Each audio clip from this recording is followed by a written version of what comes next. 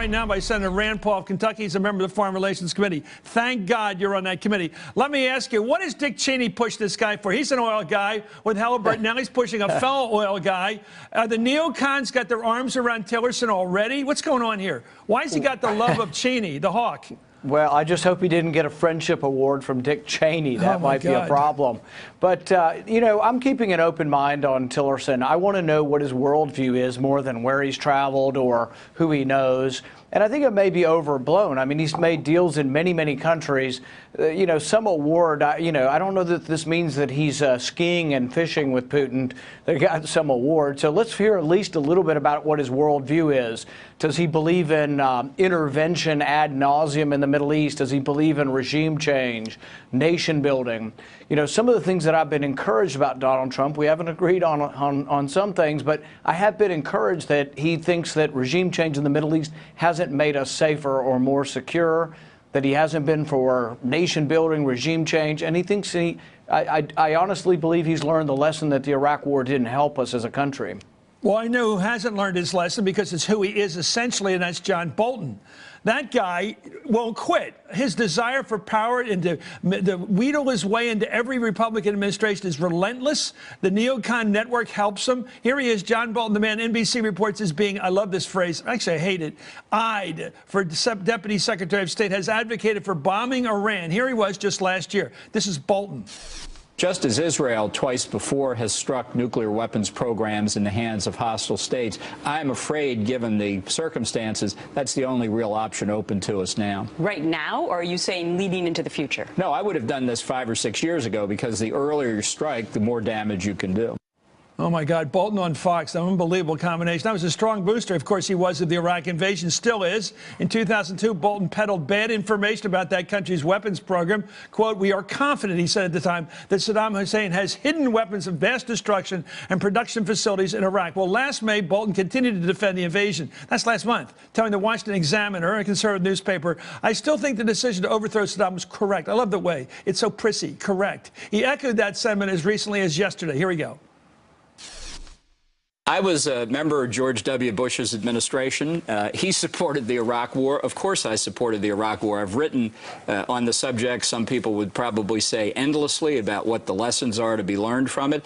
I've put it out on the record. I've never hidden my views from anybody, and I absolutely don't back away from them. Senator Paul, isn't it interesting that the ones who backed the Iraq war also back going into Libya, also back going into Syria, and they always have one like in a little Pez dispenser, a little candy dispenser. They always have the next war they want us to fight. There's always one they pushed about, another war comes out. They always want a new war, and Bolton's classic. Your thoughts? Will you be able to stop this guy if he gets in the door? Well, this is why learning the historical lessons are important. This isn't the Iraq War from 15 years ago or 14 years ago that we're concerned about. We're worried about whether or not he learned the lesson from that war, but he didn't. He advocated for regime change in Libya, turned into chaos, and ISIS actually became strengthened. And I think we're more at risk now for terrorist attack from Libya than we were before the war. He's also advocated for regime change in Syria. And as bad a guy as Assad is, I don't know that that's helped us, because I think it actually has created a power vacuum where ISIS has filled that vacuum. But even more so, advocating for regime change in Iran is a real problem, because it shows this naive understanding of the world that he thinks, oh, everything's going to be great. We're going to drop a few bombs. They'll have a new government there. Thomas Jefferson will be elected, and there'll be no more problems in Iran. Well, it didn't work out that way in Iraq, and I think Iran's a bigger, much stronger country than Iraq ever was.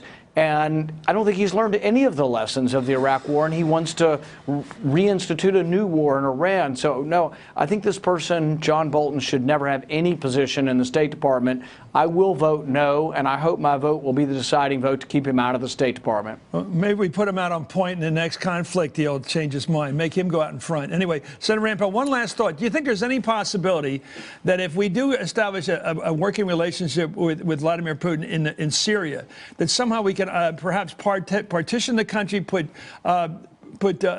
Bashar Assad into the Alawite area, just the area where they're very loyal to him, break up the country, give the Sunnis some leadership over there so they can grab most of the country from ISIS. In other words, a hopeful I don't see anything happening now as long as Assad's there. What can we do? Do you think the selection of Tillerson and working with Putin might work some deal that gets us to a closer place to peace? Well, I think this is a very important question, even with regards to Iraq as well. I think Iraq is disintegrated into at least two countries, maybe two countries and a civil war region. Syria is the same way. And will they ever be put back together? There are a lot of smart people who look at foreign policy who don't see those countries ever being put back together.